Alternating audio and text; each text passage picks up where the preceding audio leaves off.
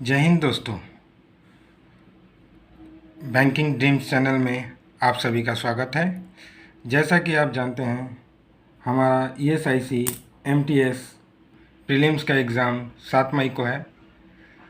तो अब हमारे पास बहुत ही कम समय है और इसीलिए मैंने सोचा कि क्यों ना मैं एक ऐसा वीडियो बनाऊं जो कि लास्ट 10 दिनों की प्लानिंग कर सके और स्मार्ट प्लानिंग कर सके, जिससे हमारा एग्ज़ाम क्रैक हो जाए। आप सभी को पता है, हमारे प्री एग्ज़ाम में 4 सेक्शन होते हैं। English 25 marks 25 question, reasoning 25 question, math 25 question and GA 25 question. अब ये हर क्वेश्चन 2 मार्क्स का होता है। अभी आपको ये जानना है कि हमें प्रीलिम्स क्वालिफाई करने के लिए मिनिमम कितना मार्क्स लाना होगा, जिससे मैं ये एग्ज़ाम क्रैक कर पाऊँ। तो मैं आपको बता देता हूँ कि हमारा जो MTS का जो लेवल होता है, एग्ज़ाम का जो लेवल है, बहुत ही इजी होता है, वेरी इजी।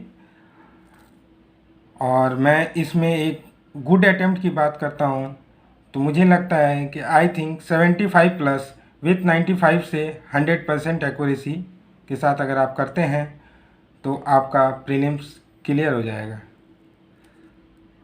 बहुत सारे स्टूडेंट सोच रहे होंगे कि मैंने 75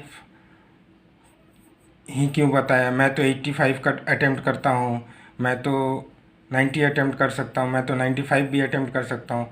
अगर आप अटेम्प्ट करते हैं तो बहुत अच्छी बात है, लेकिन जो स्टूडेंट वीक हैं, जो अपने आप को सोचते हैं कि क्या मेरे से ये एग्ज़ाम क्रैक होगा या नहीं होगा, तो मैं उन लोगों को मैं ये बताना चाहता हूँ कि ये 10 दिन अगर आप अपना जी जान लगा दें तो आपका भी एग्ज़ाम क्रैक हो सकता है।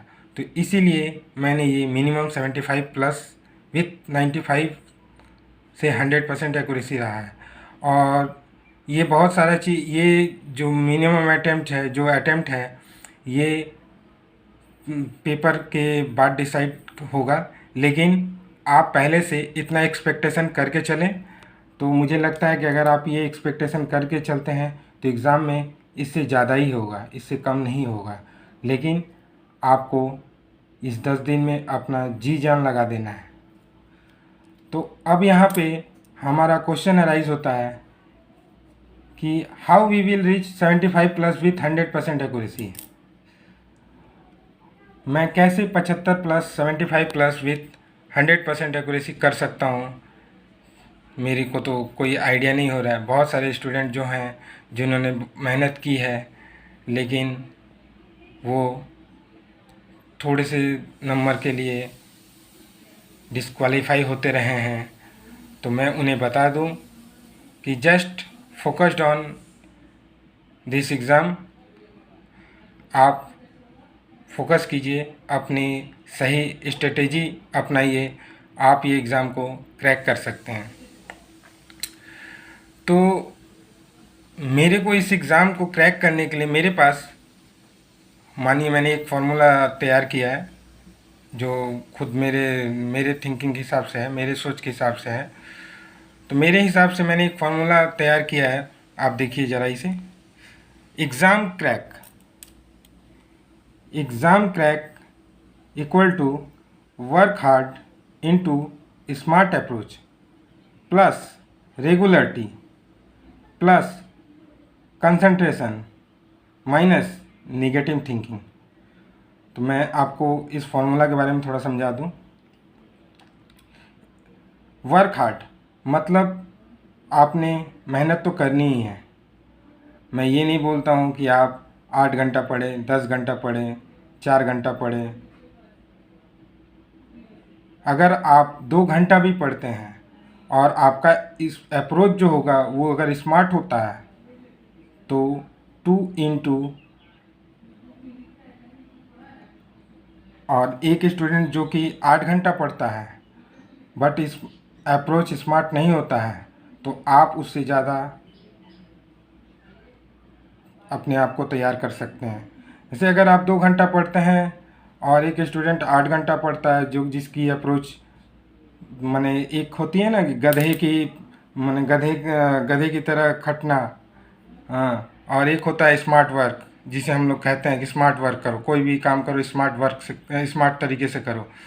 तो एक जो बंदा अगर सिर्फ मेहनत किए जा रहा है, उसे ना तो ये पता है कि एग्ज़ाम का लेवल क्या होगा, एग्ज़ाम में क्वेश्चन किस तरह के आएंगे, कैसे मुझे तैयार होना है, तो वो सिर्फ पढ़े जा रहा है। तो ऐसे काम नहीं चलेगा। तो आपको एक स्मार्ट अप्रोच भी रखनी होगी। अगर एक बंदा 2 घंटे पढ़ता है और उसका अप्रोच स्मार्ट है, तो वो 8 घंटे वाले स्टूडेंट को भी, 8 घंटे पढ़ने वाले स्टूडेंट को भी बीट कर सकता है। अब यहाँ पे प्लस, ये जो चीज़ है सिर्फ एक दिनों के लिए नहीं है कि आप इसे एक दिन को अप्लाई किए और फिर उसके बाद ये आपके पास आ गई। हाँ, और ये कोई टैबलेट नहीं है कि इसे आपने खाया और पी लिया और आपके अंदर ये आ गई, ऐसा नहीं हो सकता। इसके लिए आपको प्लस रेगुलरिटी, आपको रेगुलरिटी रखनी होगी। आप प्लस कंसंट्रेशन, 100% कंसंट्रेशन। 100% कंसंट्रेशन का मतलब है कि आपको इधर उधर की बातें नहीं सोचनी है। सिर्फ अगर आप रीजनिंग पढ़ रहे हैं तो आपका ध्यान सिर्फ और सिर्फ रीजनिंग पे होना चाहिए। Minus negative thinking. अब यहाँ पे ये निगेटिव थिंकिंग बहुत बड़ा इम्पैक्ट डालता है हमारे एग्ज़ाम नहीं क्रैक होने का, बहुत बड़ा कारण बनता है हमारा एग्ज़ाम नहीं क्रैक होने का। जब भी हम पढ़ते रहते हैं, हमारे मन में एक बीच में ख्याल आता रहता है, अरे यार पिछले साल का तो अटेम्प्ट ये था, पिछले साल का तो अटेम्प्ट वो था, पिछले साल ये कट ऑफ गया था, पिछले साल वो कट ऑफ गया था, तो इस साल बहुत सारे स्टूडेंट ने अप्लाई किया है तो कट ऑफ हाई जाएगा। अरे ये सब अभी आप मत सोचिए कि आपका कट ऑफ हाई जाएगा, आपका कट ऑफ लो जाएगा।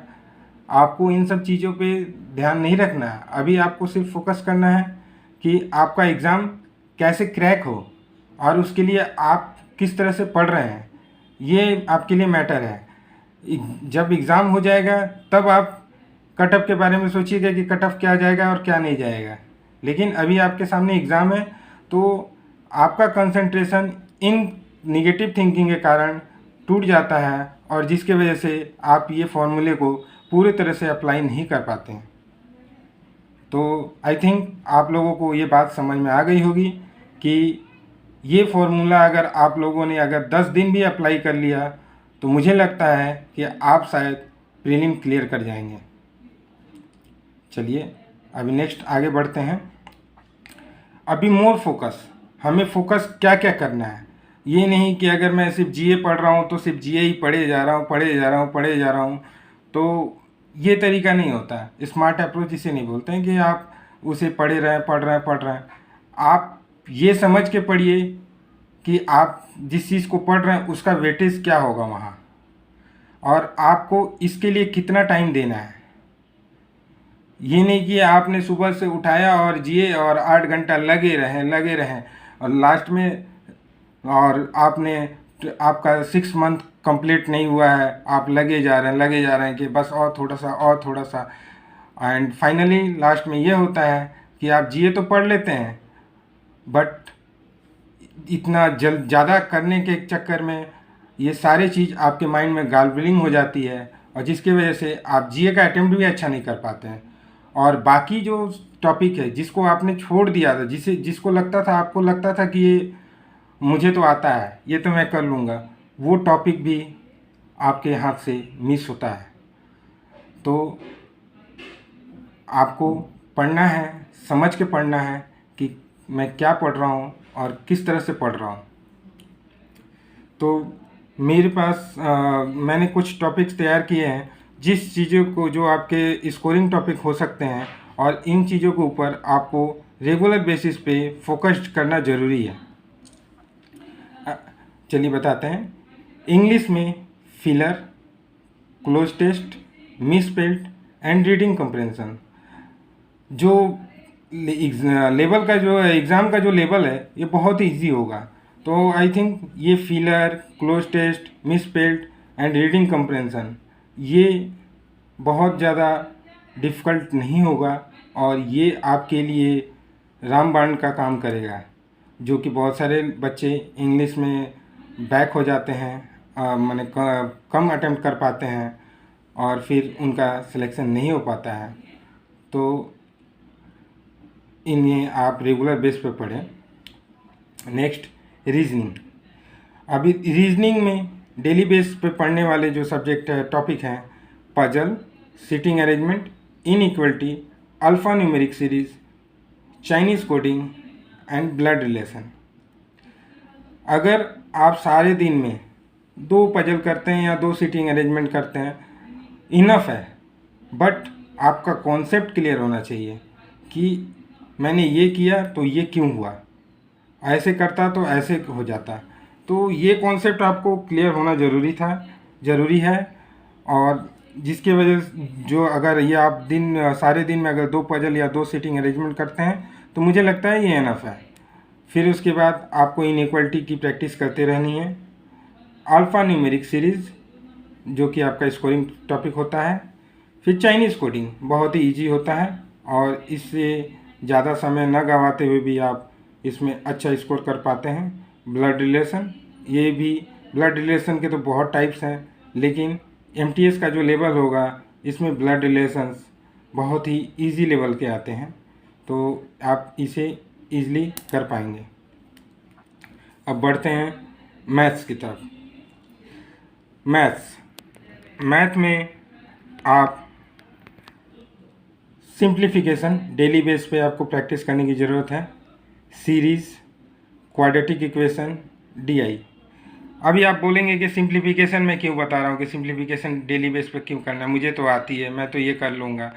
अगर आप इसे रेगुलर प्रैक्टिस में रखते हैं तो आपको अगर ऐसे 1 मिनट लगता है तो वहाँ पे एग्ज़ाम के ड्यूरेशन में आपको सिर्फ 10 सेकंड से ज़्यादा नहीं लगेगा और आप इसे करके निकल जाइएगा। और यहाँ आपने अगर कम समय लगाया तो आप अपना समय दूसरी जगह लगा सकते हैं। तो इसलिए आप इसे डेली बेस पे प्रैक्टिस करें। आपको स्क्वायर रूट, क्यूब रूट याद होना चाहिए।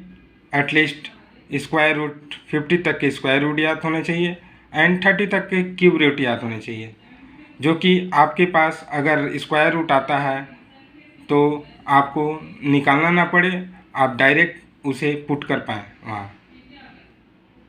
उसी तरह से सीरीज़ भी आप रेगुलर प्रैक्टिस करेंगे तो आपको इसका पैटर्न पता चलते रहेगा कि यहाँ पे 2 का स्क्वायर हो रहा है, 3 का स्क्वायर हो रहा है, फिर 4 का स्क्वायर होगा। तो उसी तरह से डिफरेंस पता चलेगा, 3 का है, 5 का है, माने प्राइम नंबर है, 2 का है, 3 का है, 5 का है, 7 का है।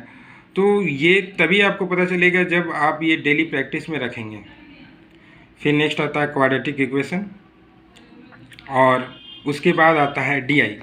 तो डीआई के बहुत टाइप्स हैं। डीआई इजी लेवल से शुरू होके बहुत टॉप लेवल तक जाता है, लेकिन जो आपका एमटीएस का एग्ज़ाम है जो कि 10th बेस्ड है, तो आई थिंक यहाँ जो डीआई है वो बहुत ही इजी लेवल की होगी और आपको सिर्फ आपकी कैलकुलेशन डिपेंड करती है कि आपकी कैलकुलेशन कितनी फास्ट है। आप इसे बहुत ही कम समय में, आई थिंक 2 या 3 मिनट में आप इसे करके निकल सकते हैं। अब आता है हमारा सबसे मोस्ट इम्पॉर्टेंट पार्ट, जीए, जो कि हमारे सिलेक्शन और न सिलेक्शन होने के बीच में ये डिफरेंस पैदा करता है। तो सबसे बड़ी बात है कि हम जीए पढ़े कहाँ से। देखिए, आप कोई भी सोर्स हो आपका जीए पढ़ने का, आप पढ़िए। आपको ये बता दूँ कि जो हमारा बैंकिंग का जो पैटर्न होता है इसमें लास्ट 6 मंथ का जीए पूछा जाता है। तो मुझे लगता है कि आप लास्ट 6 मंथ ना पढ़ें, ना पढ़ के सिर्फ जनवरी से लेके अगर अप्रैल तक पढ़ते हैं तो I think 6 to 10 marks I think 6 to 10 marks 10 question आपको यहाँ से देखने को मिल सकते हैं। फिर नेक्स्ट आता है स्टैटिक जीए। स्टैटिक जीए में बहुत सारे पॉइंट्स होते हैं और बहुत ही बड़ा है स्टैटिक जीए, छोटा नहीं है।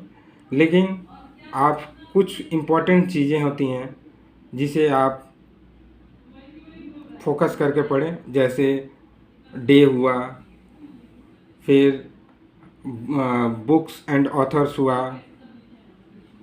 प्लस आप रिसेंटली जो गेम्स हुए हैं, रिसेंटली जो 4 महीने 5 महीने के अंदर जो गेम्स चल रहे हैं, या विनर कौन है, रनर कौन है, गोल्ड किसे मिला, सिल्वर किसे मिला, कौन से कंट्री में ये हेल्ड किया गया था, तो ये सारी चीज़ें को थोड़ा सा पढ़ें।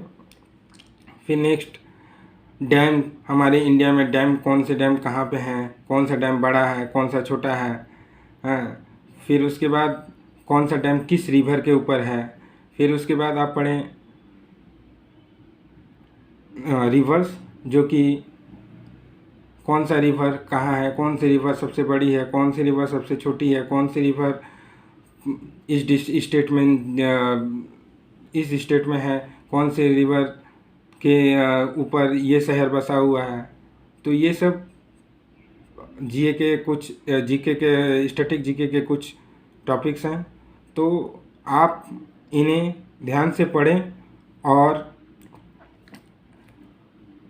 आई थिंक आप अगर 10 दिन अगर आप इसे फॉलो करते हैं अपने आप में, तो आपको इसमें अपने आप में बहुत इम्प्रूवमेंट देखने को मिलेगा, और आई थिंक आपका एग्ज़ाम भी क्रैक हो जाएगा। तो कृपया इसे फॉलो करें और कोशिश करें। आपको किसी को नहीं दिखाना है कि आपने क्या किया क्या नहीं किया, आपने कितना अटेम्प्ट किया कितना नहीं किया। आपका फाइनल सिलेक्शन जो होता है वही आपका मेहनत बताता है कि आपने कितना मेहनत किया और किस तरीके से मेहनत किया। तो रिज़ल्ट के बारे में ना सोचते हुए आप अपने मेहनत के ऊपर ध्यान लगाएं और इसे फॉलो करें, और मुझे लगता है कि आपका एग्ज़ाम क्रैक हो जाएगा। अगर दोस्तों मेरा ये वीडियो आप लोगों को अच्छा लगे तो आप इसे लाइक एंड